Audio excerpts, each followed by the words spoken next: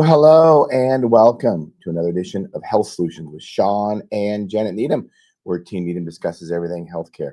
I'm your host, Shawn Needham, along with my wonderful wife, Janet, and we are streaming live actually from Idaho Falls.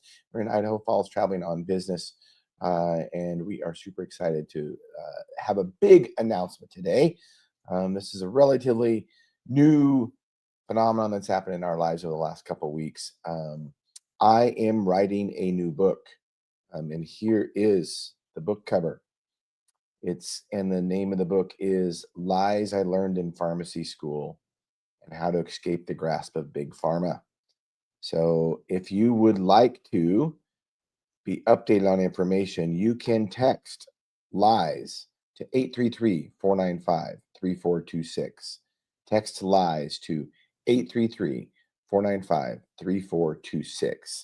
And it's more than, so, and Janet is also writing the book. She's writing the first chapter, and she's going to tell a little bit about her story and of pharmacy and pharmacy school. And I will be talking in the preface about, it's not just what I learned in pharmacy school, but, over the last 30 years of practice of pharmacy, the things that I have learned that are just, not true. The great thing is that I have a chapter in the end. There's going to be 12 chapters. And the chapter in the end basically says what I should have been taught in pharmacy school. And basically what we teach patients now is that, for most chronic disease, drugs are unnecessary. Those are just the facts. Drugs do not heal any chronic disease. You could even make an argument that drugs don't even heal an acute disease. Antibiotics, for instance, whether it be penicillin or I'm trying to think of something else, Janet, that's for an acute disease like corticosteroids. Let's just go penicillin for antibiotics, for instance, for an infection. They don't heal anything. They're going to stop the bacteria. They don't kill all the bacteria. They're going to slow them down. Ultimately, your immune system has to do the rest of the work. If you have no immune system, there's no antibiotic that's going to save you. Although there are life-saving medications and life-saving antibiotics out there, and we've definitely saved lives with antibiotics, just realize that, without good, healthy bodies, that no medication is really gonna help us live long term.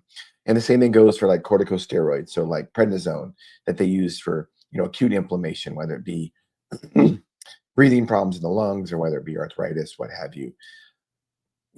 Ultimately, those things should be used short term, and ultimately your body has to make changes in order to be the healthiest. So, Janet, what do you want to say? Well, I will say that we did have to learn about all the side effects of the corticosteroids and prednisone, for example. I think that was something that we had to list. But here's the problem. We still in medicine use them chronically for people or prescribe them for them chronically.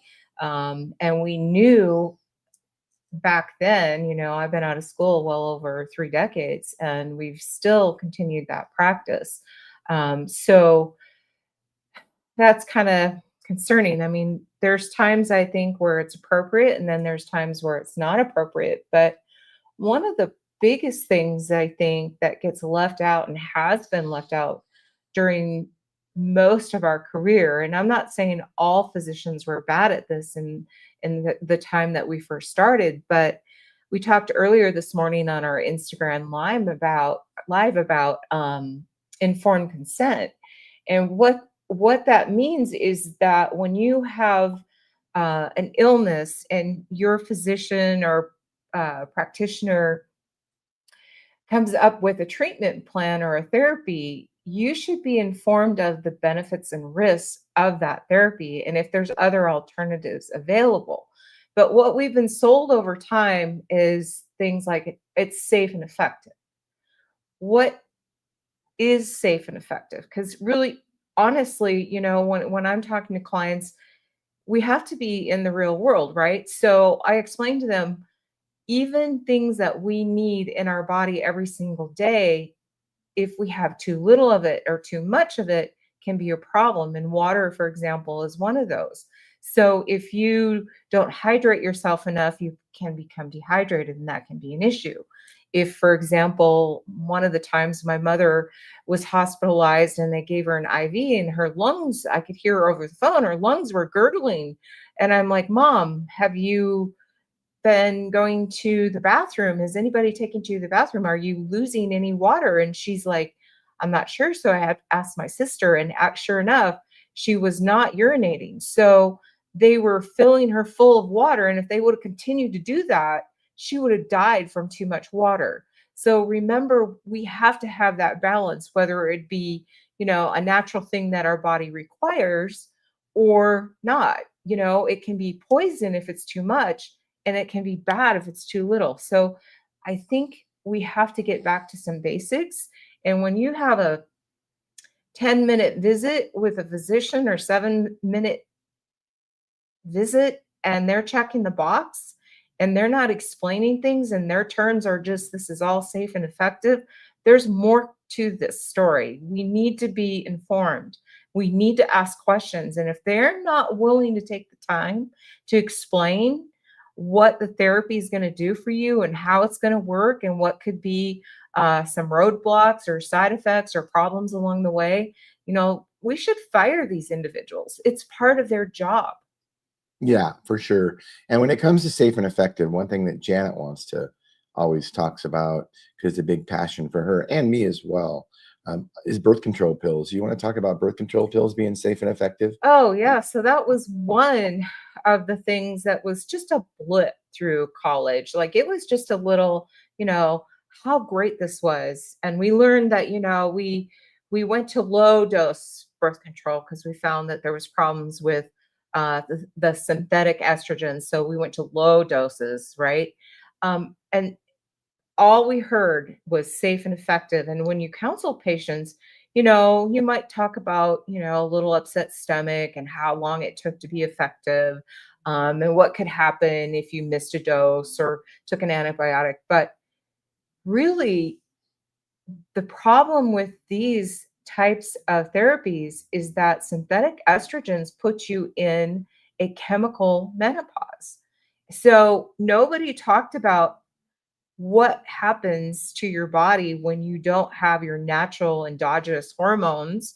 So women my age, which I'm 58, have been on the pill. Well, I'm not any longer, but younger in life, during college age and till we had children, we were in a menopause state. So it set us up for issues with our bones. Osteoporosis is going to be a huge problem for women in my generation because that's the time in your early 20s and 30s that you should be laying down, building, and supporting your body frame with your bones. And then we get to, oh, well, right. Okay. We're going to give you another pharmaceutical to help you with that. But we caused a problem. And that was never something that was really out in the forefront as being a problem. And there's no doubt about it that birth control pills are effective. Safe, no, but effective, sure. They're effective at, like Janet says, chemically putting women into early menopause, and decreasing all their endogenous hormone production, which is going to hurt their brain, their heart, their bones. That's why so many women that are on birth control pills have sleep issues. They have anxiety issues. They have depression, because they don't have any of their any of their ovarian hormones anymore, and or very little of them. And those things are protective of that. So, but you know what we do in modern day pharma and the way I was trained? Oh, birth control pills, you have depression, give an SSRI. So that's another thing I'm going to talk about in my book is, depression is a chemical imbalance. That's what I learned. I think that's a lie. I really honestly do. And there's been studies to show about serotonin is not really what causes depression. Sure, if we put you on drugs that dope you up, is it going to prevent your depression? You bet you it will. Doesn't matter how the mechanism is. If it crosses your CNS and it causes CNS side effects, central nervous system side effects, it's going to help your depression. Alcohol, for instance, many people self-medicate with alcohol because it's a CNS depressant. Now, long term, it makes it worse. Many people um, self-medicate with marijuana for depression because it's a CNS depressant. But that's not the long-term solution. Drugs, whether prescribed or not, legal or not, are not the answer to treating depression. We are giving the right tools when we were created. We just need to use those. And unfortunately, that's not what we teach doctors. It's not what we teach pharmacists. We teach them that drugs are the answer for most any disease. Well, one of the things that was never discussed, other than maybe talking about cholesterol, was diet, and we really got that one wrong. We talked again this morning about cardiovascular disease being the number one killer in the United States, which was the case when I was in school and Shawn was in school, and it hasn't changed. In fact, the trajectory of that is far worse. And if you look at all mortality issues in our country, we are the biggest consumers of pharmaceutical products. We probably go to the doctor more than any other culture on the planet, and we are the sickest. Yeah. And and here's what I got to say about this. Most of the time, most physicians and practitioners never once talk to somebody about their lifestyle, period. They don't talk about their sleep habits. They don't talk about what kind of nutrition you have. They don't talk about what kind of exercise or stress relief in your life. And those are things that actually make a big difference in our life. In fact, what we get told is, well, we don't have time to do that. And we also share this like, well, my clients and my patients, if I told them to change their diet, they're not going to listen. Well, that's not true. You didn't give them the tools. Right. You didn't even give That's a them the cop out. opportunity to make the differences and give them the chance to do that. And so, we reach for a pill versus changing diet. So, Shawn was talking about depression. Well, most of the time, if you are able to change lifestyle, like being outside and being stimulated with sunlight and nature, makes a big difference because it stimulates different neurotransmitters. If you're eating correctly, your gut health is better because our neurotransmitters are made in our stomach. So, why aren't we looking at root causes of why this is happening?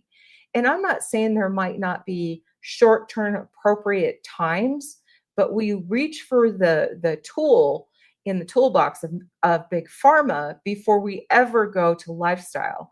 And that in my opinion is really sad because there's people that end up with um, consequences to therapy that they were never informed about.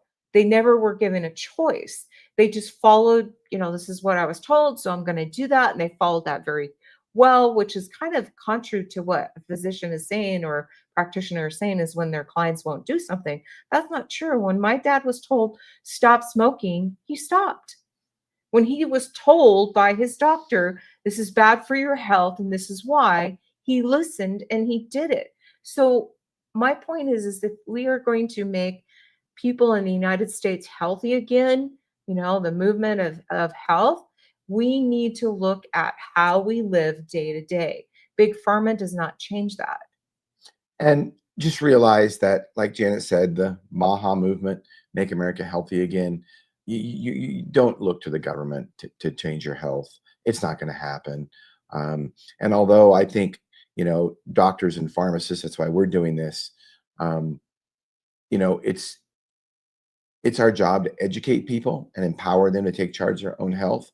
Ultimately, though, it is up to you. You need to be empowered and educated, but ultimately, it is up to the person to change their health. There's no magic drug. There's no doctor. There's no pharmacist. There's no, um, government official that's going to change your health and make you healthy. So ultimately, it's going to be up to the person. And I'm going to write about that in my book. I already wrote about that in my last book. But it's worth repeating because it's more powerful than ever. Big pharma is not the answer, and that has been pushed by government largely. And don't look for big pharma for the answer, and that goes for these magic peptides that are coming out. Don't look for a magic peptide for all these diseases are going to start treating. I mean, one of them is weight loss now, Ozempic, semaglutide. Uh, that's not the magic to weight loss, not long-term weight loss. Long-term weight loss comes from how you sleep, how you eat, and how you move. Those are And just how you deal with stress. and how you deal with stress. Yeah, those are just facts. So let's see. Some of the things I write about in my book is about the government. I'm gonna talk about the history of the FDA, and if the FDA makes people any safer. I'm going to talk about the DEA. Um, the Drug Enforcement Agency, and how they have prohibited many different drugs, and if they've made people safer. I'm also going to talk about government licensing boards, for pharmacists and physicians, and now that's kind of how it started with healthcare professionals, but then it came down to many other professions. I mean, dog groomers have to be licensed now. I'm not taking anything away from dog groomers. I just think that, do dog groomers really need to be licensed? Is that really about safety of humans, or people? And is it really about safety of animals? I don't think in general the government, most government regulations make us any safer whatsoever. In fact, I'm going to make a big argument that they might make it more dangerous for us. I believe in free markets. My last book was all about free markets. I still believe in free markets, and free markets is how you make things safe. Vote with your pocketbook. Janet?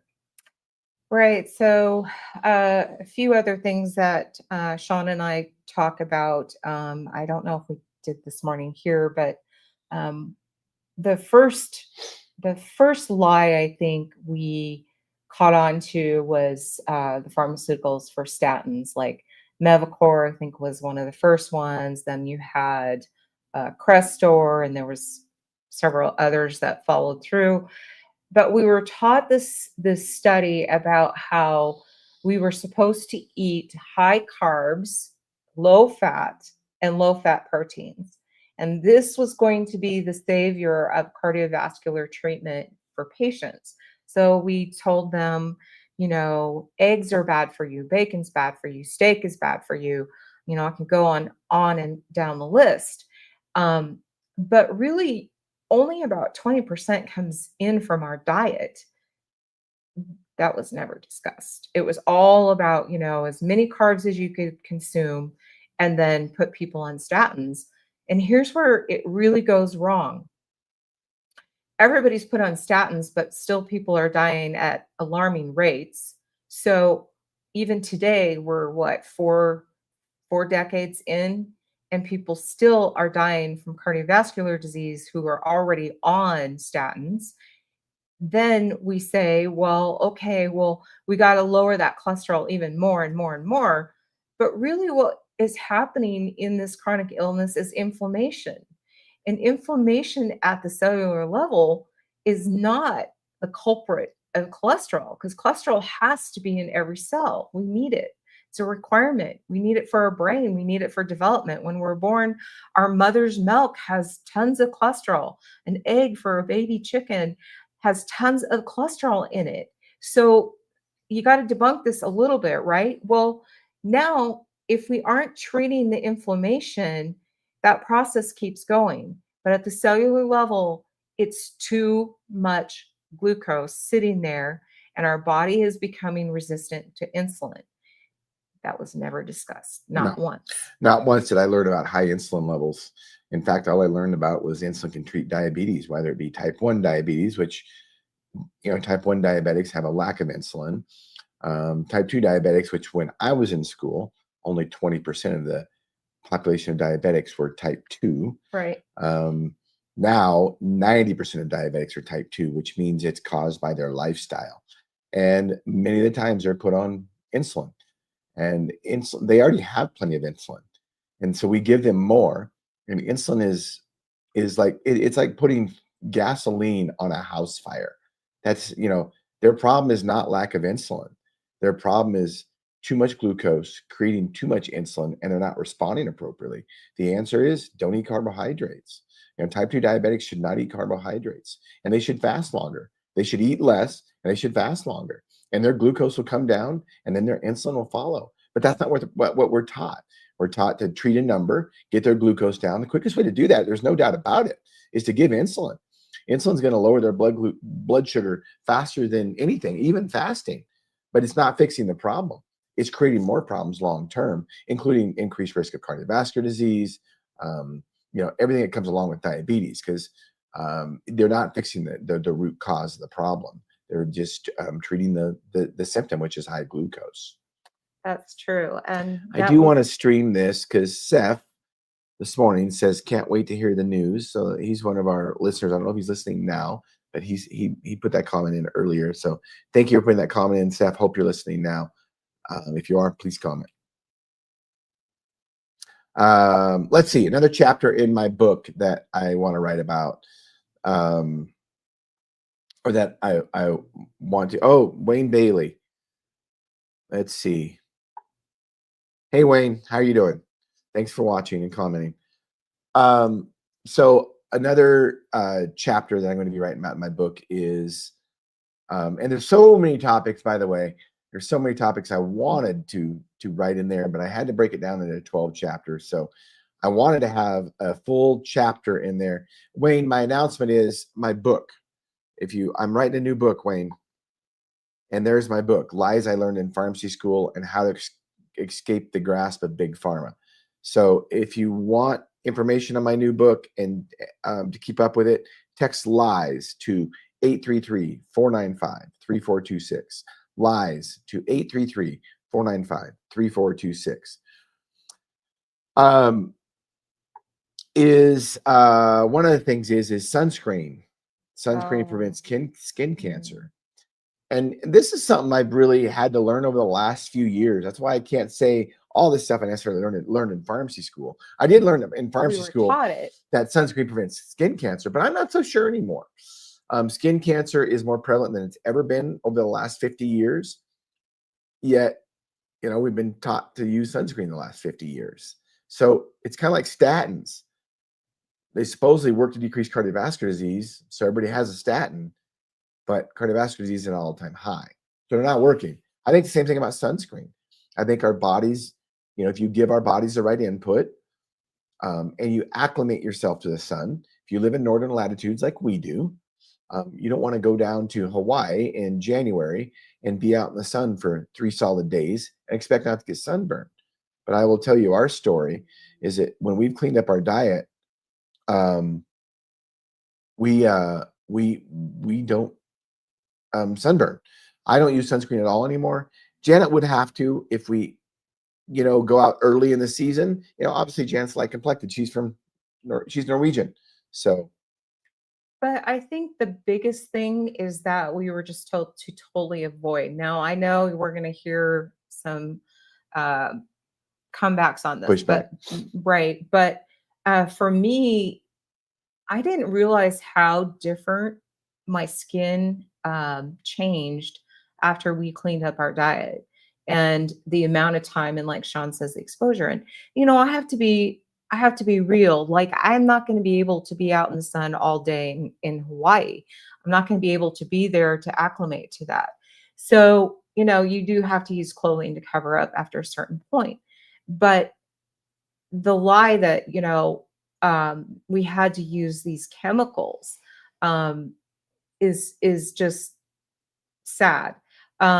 We do, or I do occasionally use zinc oxide when I'm outside, but I limit my exposure and I am safe about it because I really don't want to burn and blister and peel. But diet's made a huge difference as how my skin has responded. And that's something we never discussed. We never talked about how perhaps your skin sensitivity could change by the right nutrients. Yeah. There's some thought it's seed oils. I don't know. But I do know that if we eat more like our ancestors did, it's probably not going to be as much of a problem. So Wayne, here's my book, Lies I Learned in Pharmacy School and How to Escape the Grasp of Big Pharma.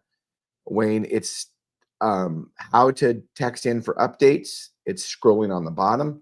Lies to 833-495-3426.